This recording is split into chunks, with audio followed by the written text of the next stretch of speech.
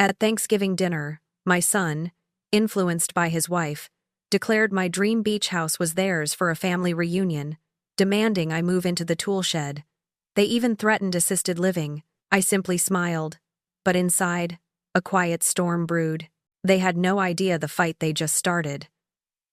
This is my story, a testament to resilience and unexpected turns. Like, share, and let me know where you are listening from. The salt-laced air was a balm to Eleanor's soul, a constant, gentle reminder that she had made it. After 43 years of nursing, of holding hands in sterile rooms, of witnessing life's fragile beginnings and inevitable ends, she had finally retired.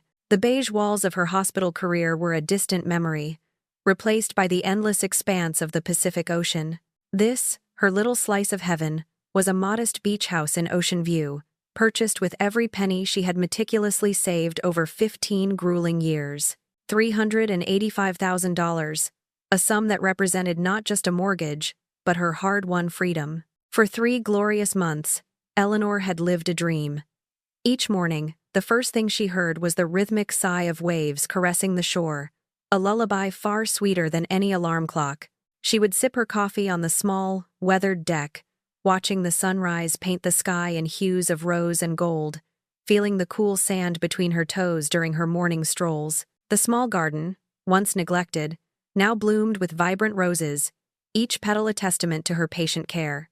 And then there was Shadow, a sleek black cat with eyes like emeralds, who had simply appeared on her doorstep one rainy afternoon, a stray seeking solace, just as Eleanor had. He was a silent, comforting presence, weaving between her legs, purring softly as she tended her flowers or read by the window. This house wasn't just wood and plaster.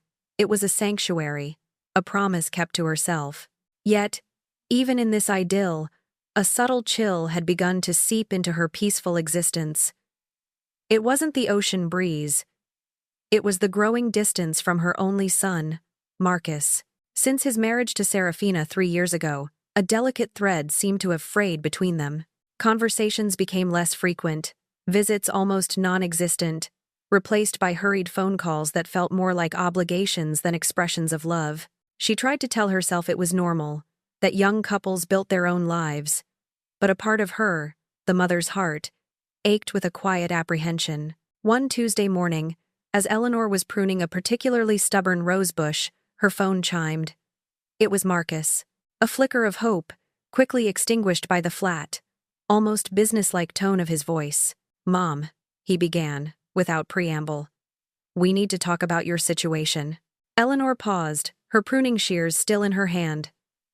"My situation, Marcus?" "What situation?" She tried to keep her voice light, but a knot of unease tightened in her stomach. "The house, Mom." "Your little vacation home," he continued, as if discussing a property she merely rented, not owned with her life savings. "Serafina's family is coming for their annual reunion, all 17 of them. They need a place to stay." A cold dread spread through Eleanor. "And?" she prompted, her voice barely a whisper. "And, well, they really love the idea of a beach house. Yours is perfect. So, we thought it would be best if you just moved into the tool shed for the week or two they're here." The shears clattered to the ground, scattering rose petals across the damp soil. Eleanor stared at the phone, convinced she had misheard. Her blood ran cold. The tool shed? The small, dusty shack in the backyard, currently home to rakes, shovels, and bags of potting mix? The tool shed? She repeated, the words tasting like ash in her mouth. Marcus sighed, a sound that conveyed exasperation rather than sympathy. "Mom, it's just for a little while. They need the main house where they can actually relax and enjoy themselves. 17 people, Mom, it's a big group." The implication hung heavy in the air. Her enjoyment, her comfort, was secondary, insignificant. Eleanor felt a wave of nausea wash over her. Relax and enjoy themselves?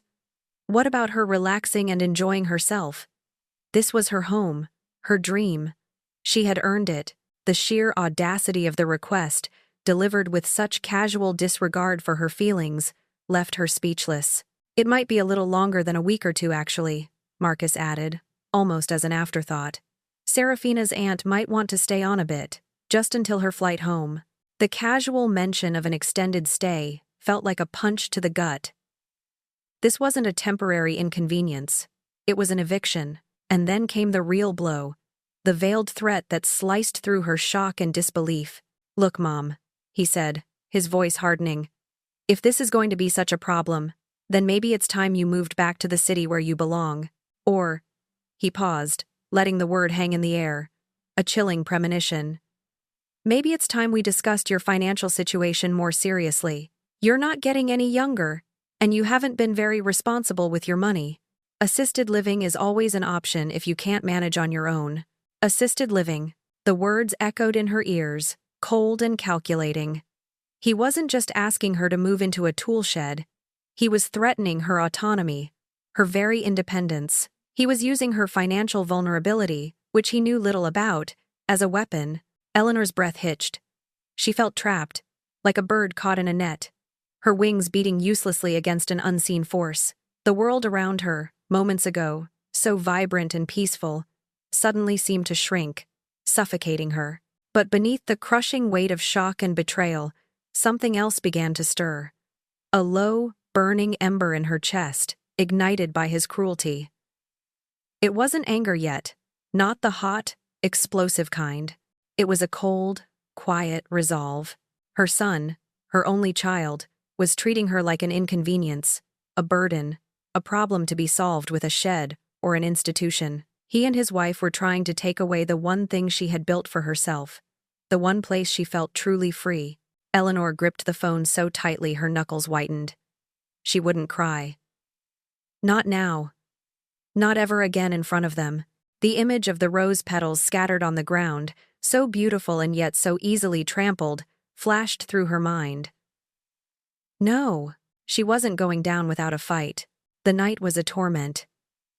Eleanor lay awake. The rhythmic crash of the waves, usually her most comforting lullaby, now sounded like a relentless, mocking roar. Every word of Marcus's call replayed in her mind, each phrase a fresh stab to her already aching heart. Your little vacation home. The tool shed. Assisted living. How could her son, her own flesh and blood, speak to her with such callous disregard? She finally rose, drawn by an unspoken need, and made her way to the old wooden chest in the corner of her bedroom. Inside, nestled amongst faded linens, lay a treasure trove of memories, photo albums, carefully curated over decades.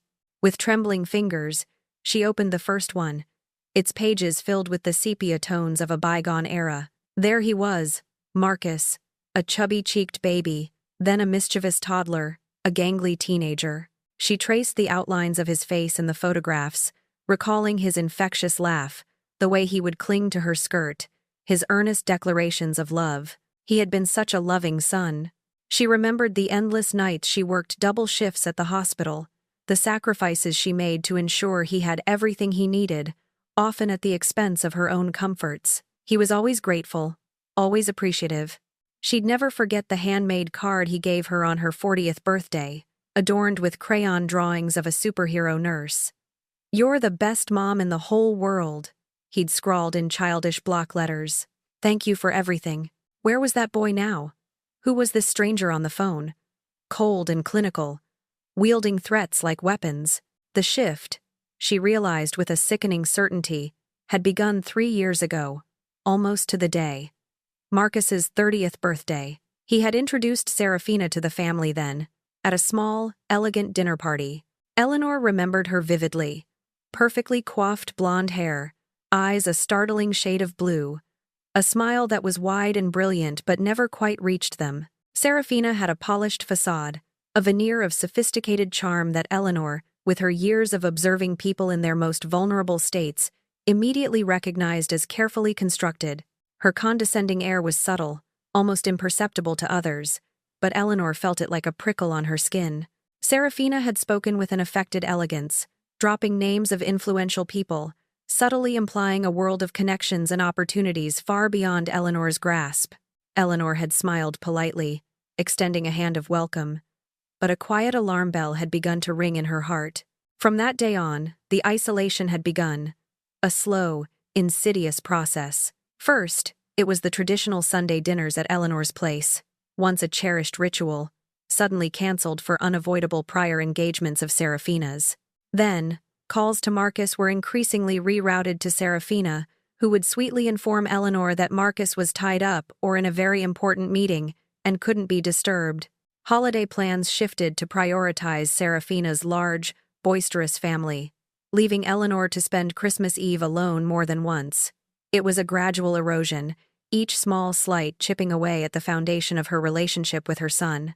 Their wedding, held in a small, exclusive garden venue, was another stark memory. Eleanor, the mother of the groom, had felt like an honored guest rather than an integral part of the family. Serafina, resplendent in white, had moved through the room with a practiced grace, her political charm on full display. She wasn't just greeting guests, she was networking, making connections, her laughter a little too loud, her conversations a little too strategic. Eleanor had watched her son, once so vibrant and independent, seem to shrink slightly under Serafina's dominating presence. Nodding along to her pronouncements, his usual spark dimmed. At the reception, Eleanor had found herself sharing a quiet corner with Vivienne, an old friend from the hospital who had known Marcus since he was a boy. Vivienne, ever perceptive, had leaned in conspiratorially. "Serafina really has big plans for Marcus, doesn't she?" she'd murmured. "I heard she practically engineered that last promotion he got. Knows all the right people, apparently." Eleanor had simply nodded, a chill tracing its way down her spine. The pieces were starting to fit, forming a picture she didn't want to see. The phone calls became a performance. Whenever Eleanor managed to speak with Marcus directly, Serafina would inevitably interject, her voice chirpy and intrusive from the background, or sometimes, from an extension Eleanor didn't know she was on. "Oh, Mom," Serafina would trill, "don't you have anyone else to talk to? Marcus is so busy, he can't spend all day chatting. You must be so lonely in that big house." There was always an undercurrent of condescension, a dismissiveness that grated on Eleanor's nerves. She wasn't just being sidelined, she was being belittled, her bond with her son reduced to a pathetic attempt to fill a lonely void. Finally, she had tried to talk to Marcus, gently, carefully, hoping to bridge the ever-widening chasm. "Marcus, I feel like we don't connect anymore," she had started, her voice laced with an undeniable sadness. "It feels like Serafina is always there, and I just miss talking to you, truly talking." His response had been chilling, delivered with an unnerving calm that echoed Serafina's own practiced composure. "Mom, Serafina just wants what's best for our family. And honestly, she says you never learned healthy boundaries. We need our space, and you need to find your own life." The words, so clearly not his own, were a direct quote from Serafina's arsenal of passive aggression. It was then, in that moment of cold detachment, that Eleanor finally understood. Serafina hadn't just separated Marcus from her. She had systematically erased Eleanor from his life, twisting their shared history, making her the problem, the demanding, boundary-violating mother, the villain in her own son's narrative. A sharp buzz startled Eleanor, pulling her back to the present. Her phone. A text message. From Serafina. "Hi, Eleanor. Just wanted to confirm everything for next week. So excited for the family to enjoy your lovely home. We've made sure to prepare the charming guest cottage for your stay. You'll love it. Looking forward to meeting everyone." Eleanor reread the message, a slow, dangerous calm settling over her. Charming guest cottage. The audacity, the thinly veiled insult, repackaging her tool shed into something quaint and desirable. Serafina clearly thought she had won. She thought Eleanor was just a lonely old woman, easily manipulated, easily dismissed. With a steady hand, Eleanor typed a reply. "Of course. Looking forward to meeting everyone." She pressed send. The words were simple, polite, belying the storm brewing within her. Serafina had underestimated her. Severely. The quiet resolve hardened into a steel-like determination. "Game on," Eleanor thought, a ghost of a smile touching her lips as she looked out at the dark, vast ocean. With a new, steely resolve, Eleanor walked out to the tool shed in her backyard. It was a humble structure, about 10 by 12 feet, made of sturdy redwood. As she unlatched the rusty bolt and pushed open the door, the smell of damp earth and old wood greeted her. Sunlight streamed through a small, grimy window, illuminating dust motes dancing in the air. This wasn't just a shed. It was surprisingly well-equipped, a small workshop filled with gardening tools, a workbench, and neatly organized shelves. It was a space designed for utility, not habitation. Yet, the thought of moving her few precious belongings into it, to make it her temporary home, while her son's wife's family occupied her actual house, fueled the cold fire in her belly. As she began to clear a space for a cot and a small table, pushing aside old bags of fertilizer and a coiled garden hose, her hand brushed against something unexpected behind a stack of terracotta pots. It was a manila folder, thick and slightly dog-eared, tucked away as if forgotten. Curiosity, sharper now than usual, compelled her to open it. Inside, carefully arranged, were several glossy real estate listings, not for rentals, but for expensive homes for sale, all within the coveted Ocean View area. Her heart gave an uneasy lurch. These weren't just any listings, they were high-end properties, boasting panoramic ocean views and luxury amenities. And then she saw it, scrawled in elegant, unmistakable handwriting on the margin of one particularly lavish listing. Perfect for our new start. The handwriting was Serafina's. Eleanor's gaze dropped to the bottom of the folder. There, amidst complicated columns of numbers and financial projections, she found what looked like mortgage calculations, and listed as current property value for trade sale consideration was her own address. Her blood ran cold. It wasn't just a reunion. It wasn't about Serafina's family needing a place to stay. This was about her house. This was about stealing her house. The sheer, audacious scope of their plan hit her like a physical blow. They weren't simply inconveniencing her. They were planning to dispossess her, to take away her freedom, her sanctuary, everything she had worked for. As if on cue, her phone rang. It was Marcus. Eleanor took a deep breath, forcing her voice to be calm, even pleasant. "Mom, have you thought about what I said?" he began, skipping any pleasantries. "About finding a place closer to us?" "Serafina and I have been doing some research. There are some excellent elder care facilities in Richmond, very highly rated, even some assisted living options that would give you the support you need." Eleanor listened, her mind reeling, the manila folder clutched in her hand. He was pushing it, harder now. "Elder care? Assisted living?" she repeated, trying to sound surprised, a little concerned. "Marcus, I'm perfectly capable of managing my own life here. Mom, Serafina has some valid concerns," he continued, echoing his wife's precise, often manipulative phrasing. "Your age, for one. You're isolated out there, all alone. And honestly, your financial burden. This house is a lot to maintain. We just worry about you. We want what's best for you. For our family." The words were a bitter echo of his previous conversation, now tainted with the knowledge of Serafina's true intentions. He was voicing Serafina's concerns, not his own, concerns that would conveniently pave the way for them to take her property. Eleanor feigned a moment of contemplative silence.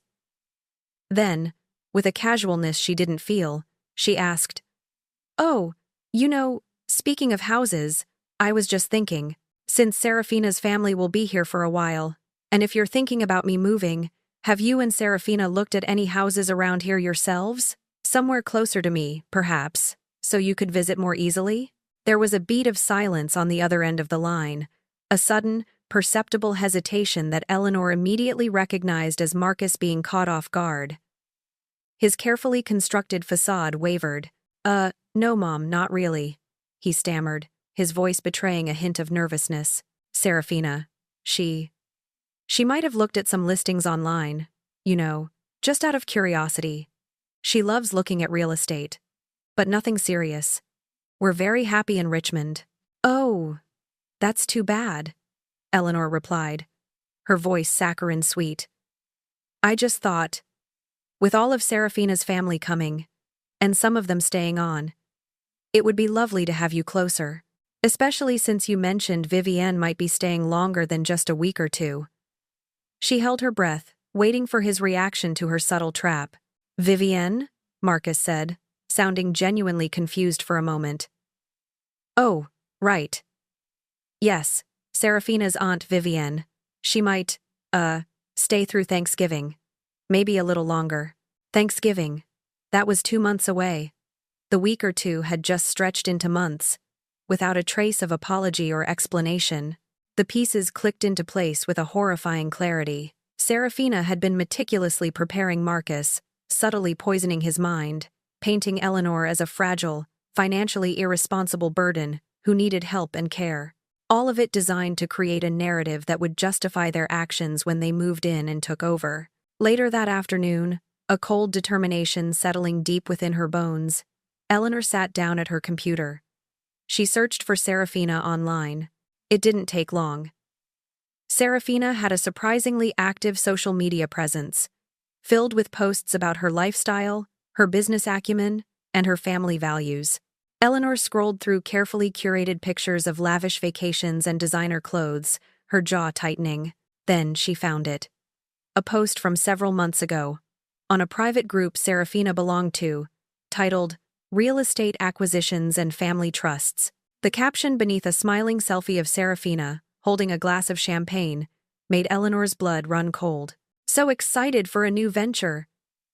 My Eleanor is sitting on a gold mine but doesn't understand the market.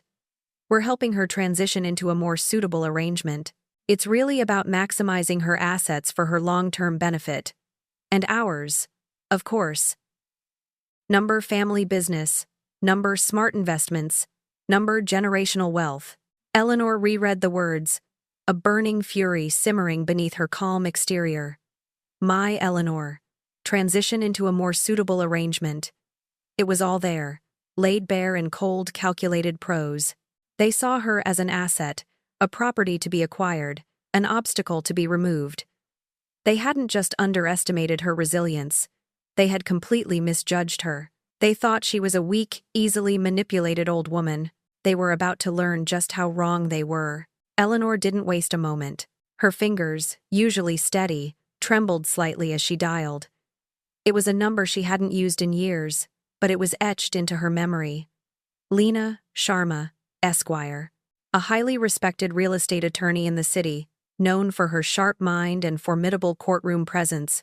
More importantly, Lena was a former patient, a young woman Eleanor had personally nursed back from the brink of a life-threatening illness decades ago. Eleanor had saved her life, and Lena had never forgotten it. Lena arrived at the beach house within the hour, her sleek black sedan a stark contrast to the weathered charm of Eleanor's home. She hugged Eleanor warmly, her dark eyes filled with genuine concern and affection. Eleanor, it's so good to see you, she said, her voice rich and professional, yet tinged with personal warmth. I'm always here for you, you know that. What's going on? Eleanor led her to the kitchen table, spreading out the incriminating evidence. The manila folder with the real estate listings, Serafina's bold handwriting, the mortgage calculations listing Eleanor's address, and the printout of Serafina's chilling social media post.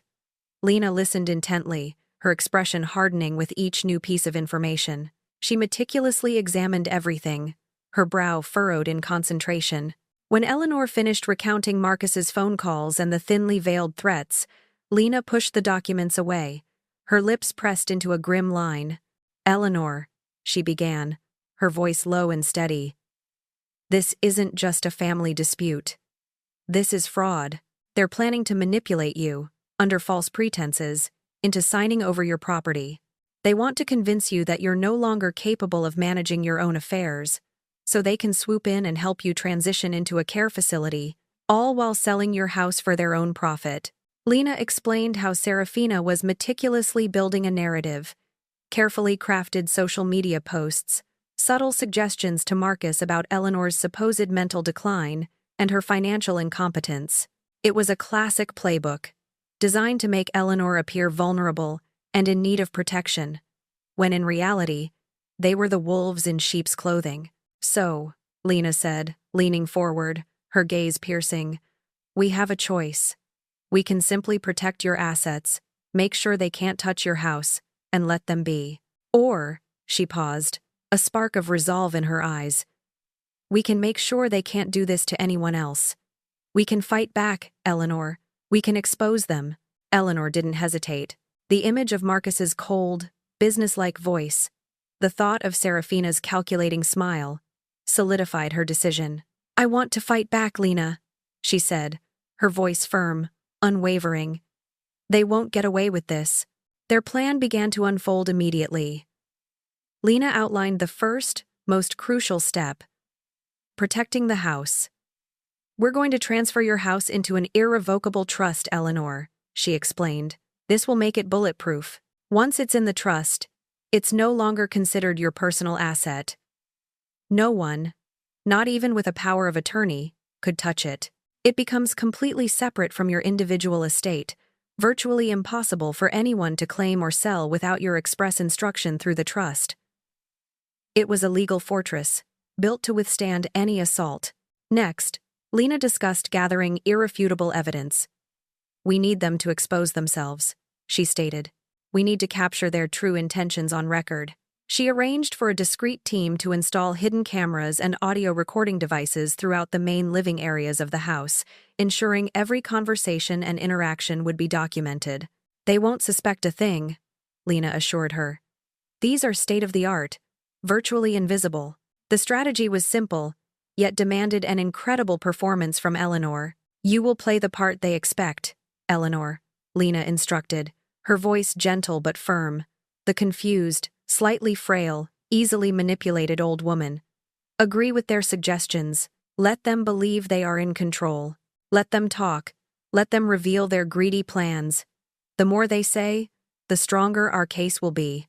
It requires immense patience, Lena stressed, but it's vital. Let them say things they wouldn't say if they knew they were being recorded.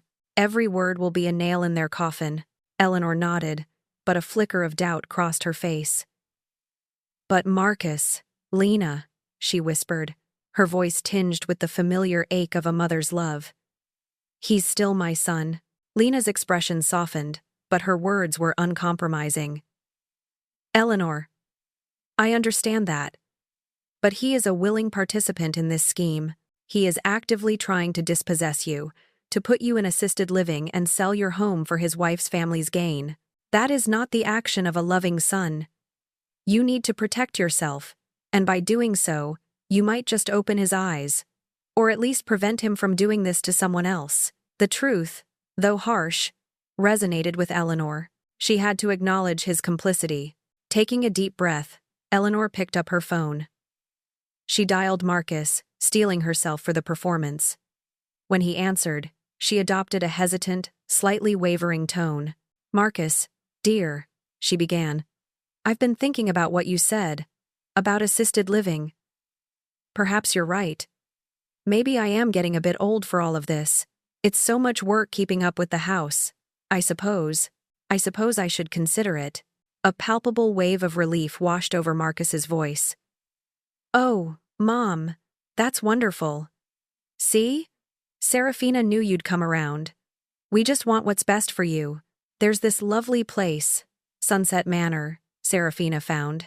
It has excellent reviews.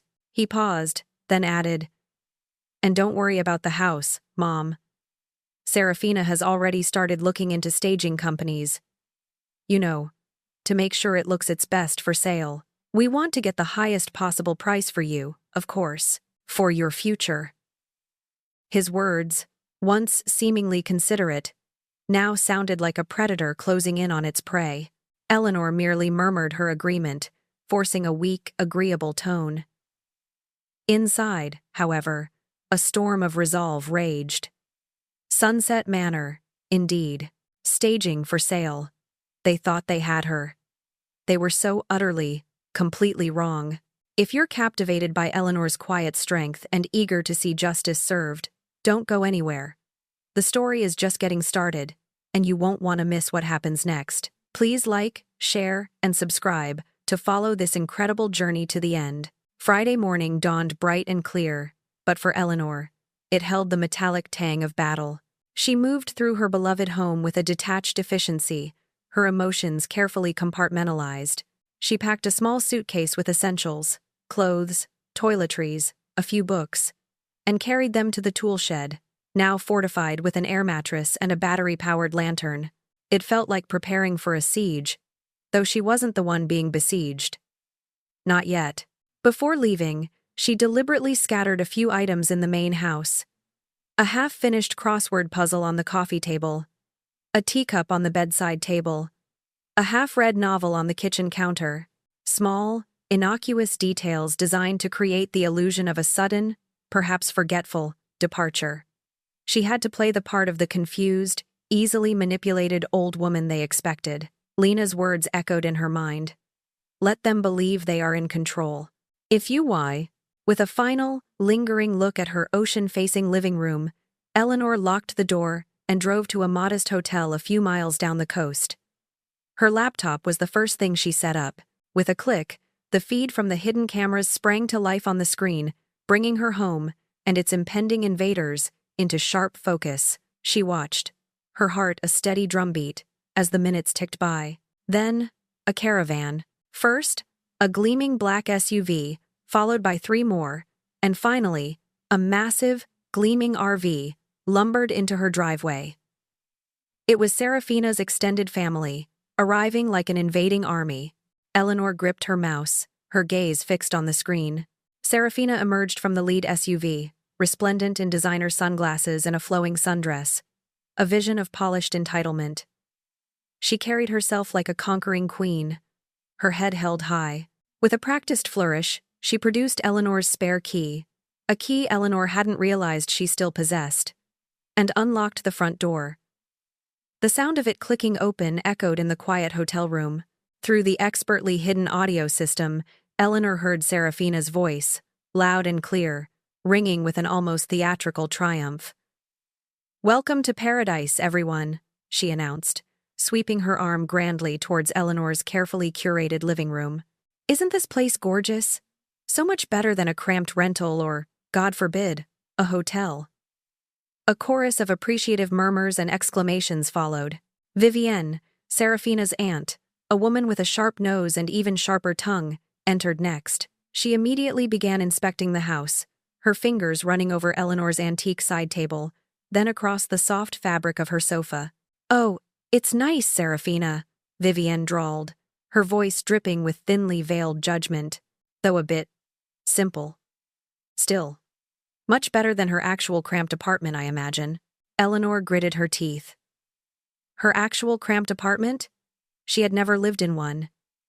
It was another brick in the narrative Serafina had been building. Someone asked, "Where's Eleanor? The old woman?" Serafina laughed, a bright, dismissive sound.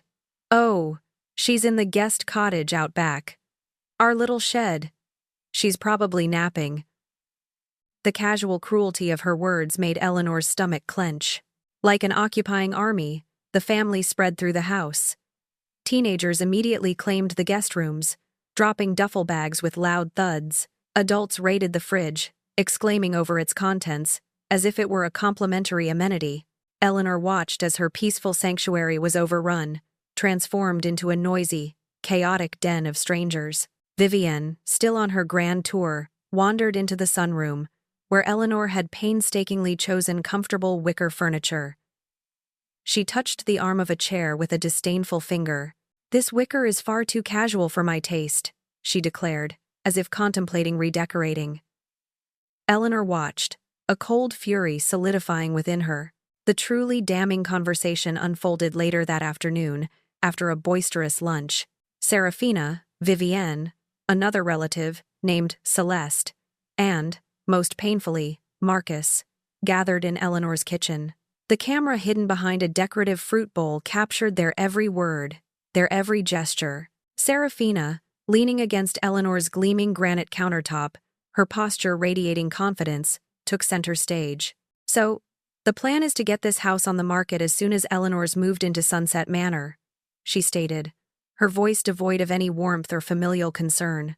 "The comps in this area are insane.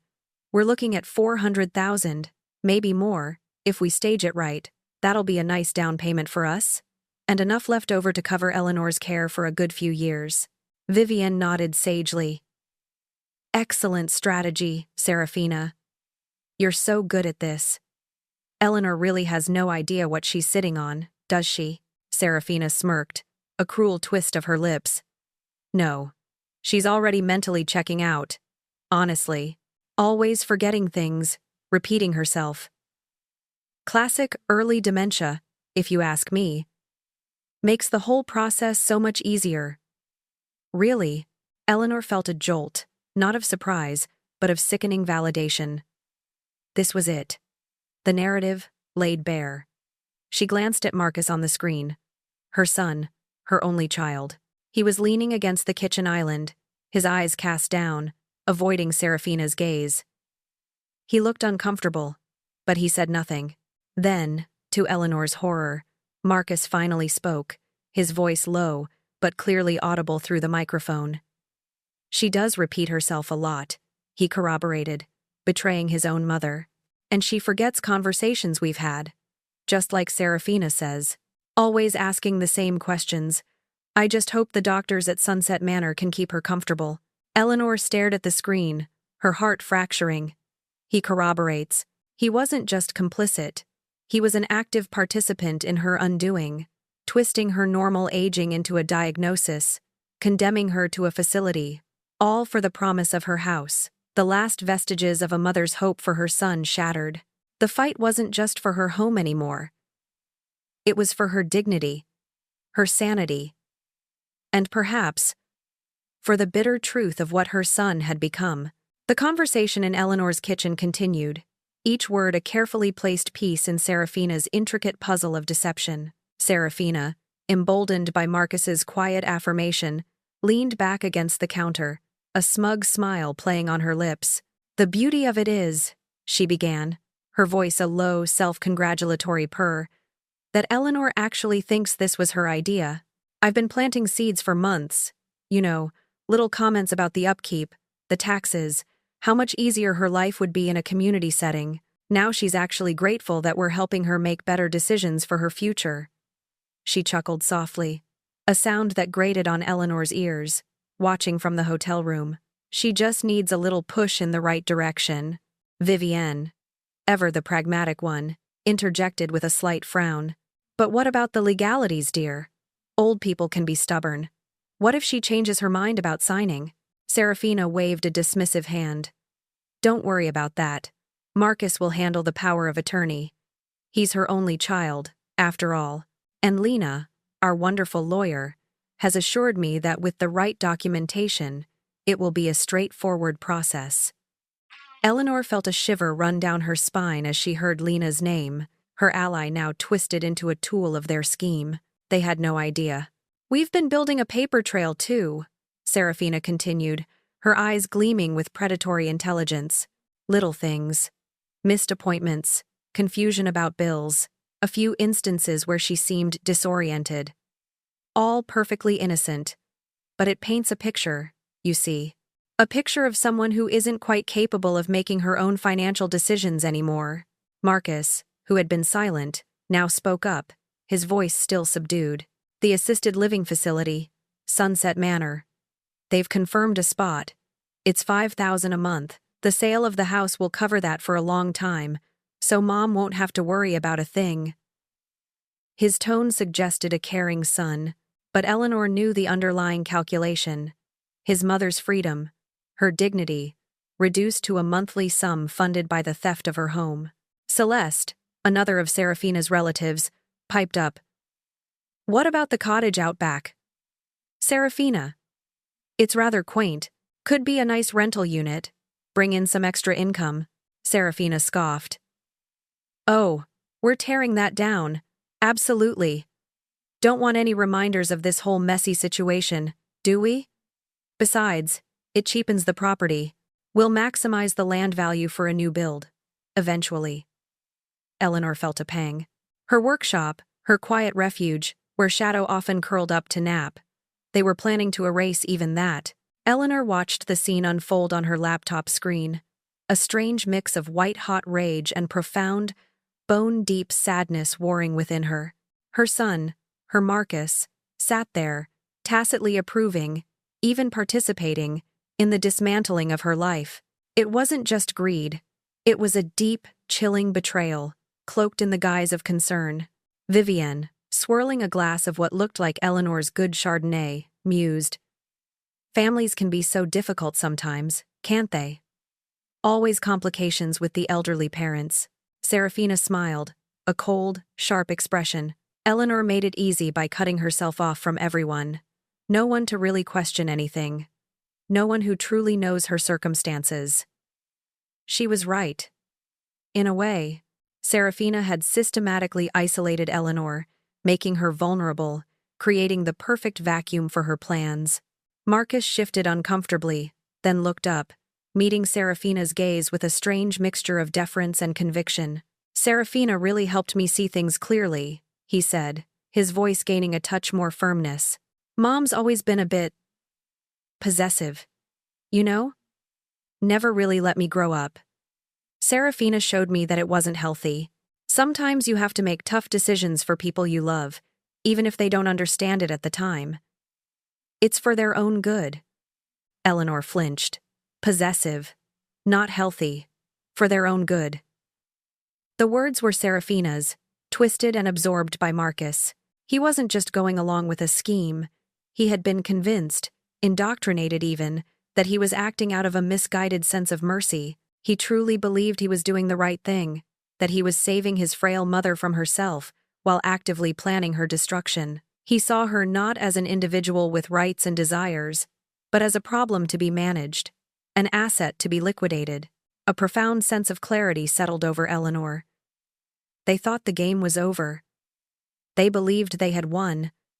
They were confident that Eleanor, the confused old woman, was meekly accepting her fate. But what they didn't know was that every single lie, every insidious plan, every cruel disparagement, and every chilling detail of their betrayal was being meticulously recorded. Lena had been right. They had said things they never would have dared to utter if they knew the truth. Eleanor slowly closed her laptop, the screen going black, silencing the voices of her betrayers. The ocean outside her hotel window continued its tireless rhythm, a constant reminder of the life they were trying to steal.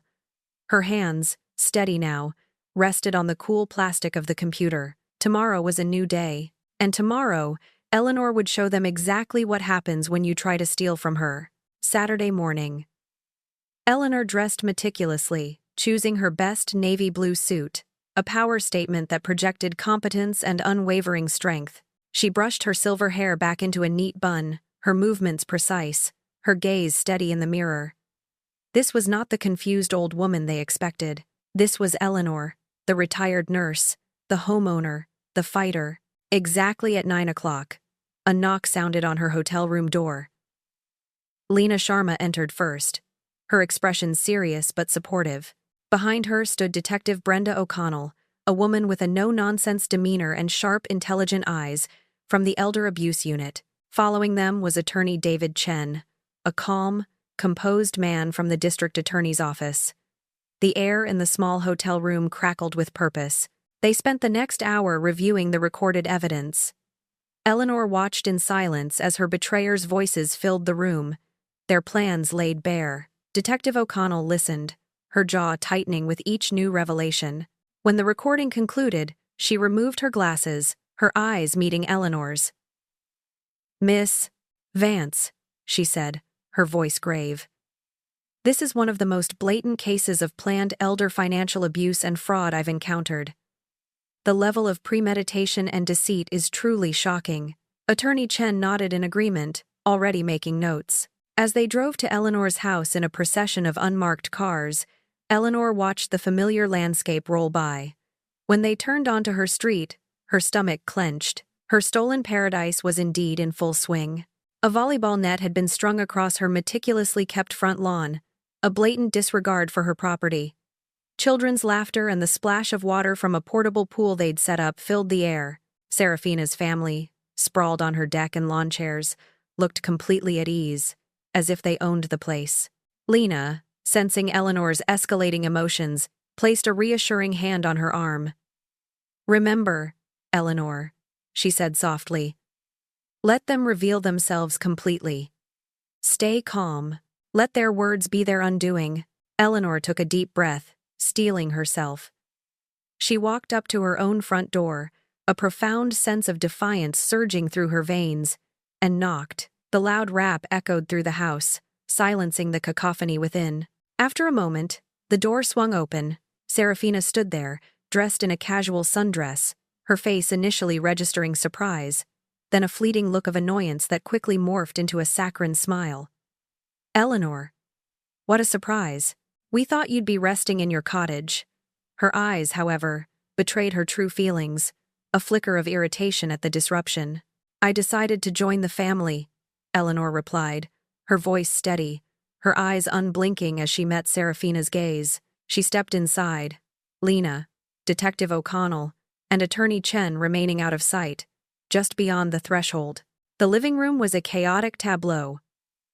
Plates of half-eaten food littered the coffee table. Empty soda cans stood on the polished wood surfaces Eleanor usually protected with coasters. Vivian was holding court from Eleanor's favorite armchair, a glass of wine in her hand, surrounded by Serafina's extended family. Their faces reflected varying degrees of pity, indifference, or mild curiosity at Eleanor's sudden appearance and polished attire. Vivian, catching sight of Eleanor, beamed with a forced, patronizing smile. Eleanor dear, how lovely to see you up and about. We were just discussing your future. Such exciting times ahead for you. She patted the arm of Eleanor's chair, as if to claim it. This house, you know. It's just too much for someone your age. All that maintenance. Serafina and Marcus are doing such a wonderful job helping you plan your next steps. Serafina, regaining her composure, stepped forward, reinforcing the narrative. Yes, Eleanor. The garden is absolutely overrun with weeds. Marcus and I were just saying how it's becoming a burden. It really is time for you to simplify your life. Vivian picked up the thread, almost rehearsed. And Sunset Manor. What a wonderful solution. So many activities, lovely people. And it's all paid for, of course, once the house is sold. Marcus, who had been sitting quietly on the sofa, now chimed in, eager to solidify the plan. Yes, Mom. We think we can get at least 400,000, maybe more, for the place. It will cover everything. Eleanor listened, her expression unreadable. She waited until Marcus finished. Then, her voice calm and level, she said, 400,000? That seems a little low for a property like this, Marcus. Serafina scoffed, her patience wearing thin.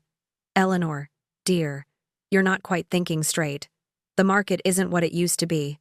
It's a very fair price, considering. Eleanor looked directly at Marcus, her gaze unwavering. And you, Marcus? She began, her voice gaining a quiet power. You're going to get power of attorney to handle the sale, aren't you? That's what Serafina said yesterday. So you can make these better decisions for me? Marcus nodded, a flicker of discomfort in his eyes. Yes, Mom. It's for your own good. To protect your assets. Eleanor slowly stood up, her navy suit perfectly tailored, her posture radiating an authority that silenced the room. A chilling smile touched her lips.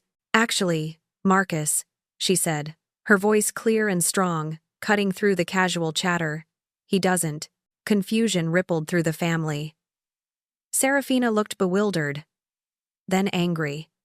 Before anyone could speak, Eleanor reached into her pocket, pulled out her phone, and pressed play. From the hidden speakers in the living room, a voice filled the silence. So, the plan is to get this house on the market as soon as Eleanor's moved into Sunset Manor. We're looking at 400,000, maybe more, if we stage it right. It was Serafina's voice, clear and unmistakable. Then, Vivian's. Eleanor really has no idea what she's sitting on, does she? And then, the most damning of all, Serafina's cruel dismissals. She's already mentally checking out. Classic early dementia, if you ask me. Followed by Marcus's chilling corroboration. She does repeat herself a lot. Forgets conversations we've had. The room erupted. Gasps, whispers, shocked exclamations. Serafina's face drained of color. Marcus's mouth hung open, his eyes wide with terror. At that precise moment, Detective Brenda O'Connell stepped into the room, her badge clearly visible, her presence commanding immediate attention. Behind her, Lena Sharma entered, her face grim, followed by Attorney David Chen and two uniformed officers. Detective O'Connell's voice cut through the chaos, clear and resonant. "Serafina and Marcus, you are under arrest for conspiracy to commit elder financial abuse and fraud." Serafina let out a small, choked cry. Marcus stared at his mother, his face a mask of disbelief and horror, as the officers moved forward to secure them. The conquering queen and her complicit son, caught in their own web of deceit, the living room descended into pandemonium. Vivienne, her face a mask of shock and outrage, shrieked, "This is harassment! You can't do this!" Other relatives, some pale with fear, others scrambling to gather their belongings, attempted to flee, only to find their path blocked by more uniformed officers who had discreetly positioned themselves outside the front and back doors. The children, bewildered and frightened, began to cry. Serafina, her face contorted with pure hatred, lunged forward, only to be gently but firmly restrained by an officer. "You bitter old witch," she spat, venom dripping from every word. "You've ruined everything we worked for." Marcus, meanwhile, stood frozen, his eyes wide, fixed on Eleanor. His carefully constructed world had just imploded. "Mom, I don't understand," he stammered, his voice laced with genuine confusion. "We were trying to help you." "Really? We were." Eleanor met his gaze, her expression unyielding. "Help me, Marcus?" she asked, her voice quiet but piercing. "Is that why you lied about me having dementia? Is that why Serafina was already picking out furniture to replace mine? Planning to tear down my workshop? Is that how you help someone you love?" The questions hung heavy in the air, undeniable and devastating. Lena stepped forward, her voice clear and authoritative. "The house, Miss Vance's property, is protected. It has been transferred into an irrevocable trust, which is ironclad. No one, not even with power of attorney, can touch it." Serafina let out another frustrated scream as she was led away in handcuffs, still spewing curses and accusations. Marcus, however, went quietly. As the officers guided him towards the door, he looked back at Eleanor one last time, an unreadable mix of shock, betrayal, and something that might have been regret in his eyes. Then he was gone, following his wife into the waiting police car. By noon, the house was quiet again. The caravan of SUVs and the monstrous RV were gone, leaving only tire marks on the lawn. The volleyball net lay crumpled, forgotten. The children's pool was a deflated heap. The debris of the invasion lay scattered, a stark testament to the chaos that had just unfolded.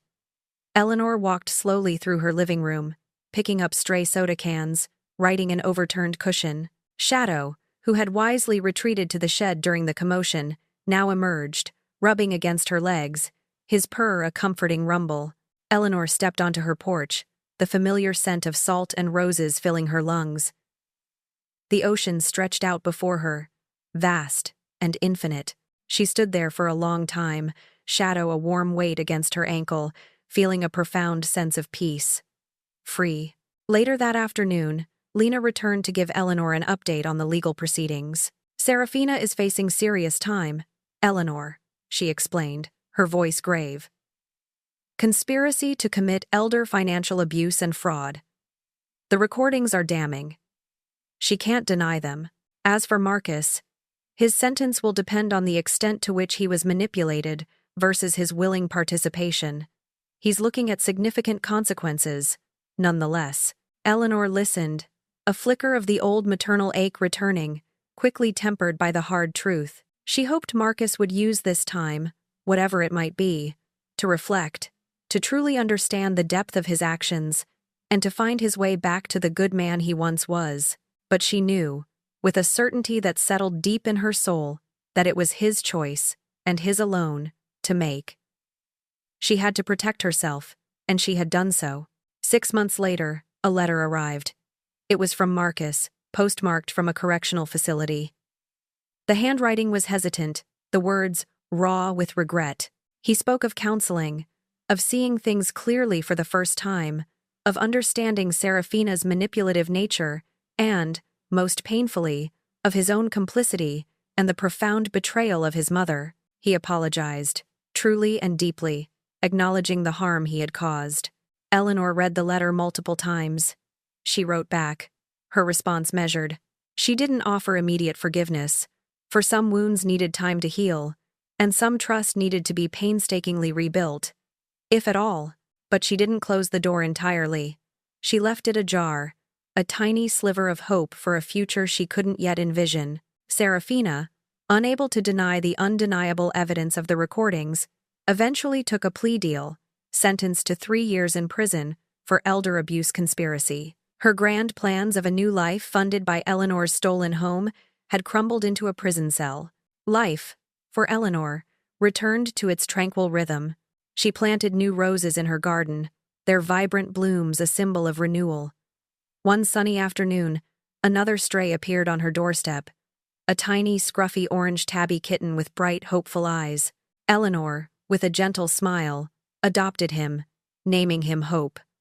Her mornings continued by the ocean, sipping coffee, watching the sunrise, Shadow purring at her side. Hope curled in her lap. The experience had taught her a profound lesson. Family isn't always about blood. True strength lies not in clinging to what once was, but in fighting for your dignity, your autonomy, and the life you have painstakingly built for yourself. And sometimes, the most loving thing you can do for yourself, and perhaps even for those who betray you, is to stand firm and demand justice. I invite you to share your own experiences and thoughts on this story. Have you faced similar challenges? What does family mean to you? Let me know in the comments below.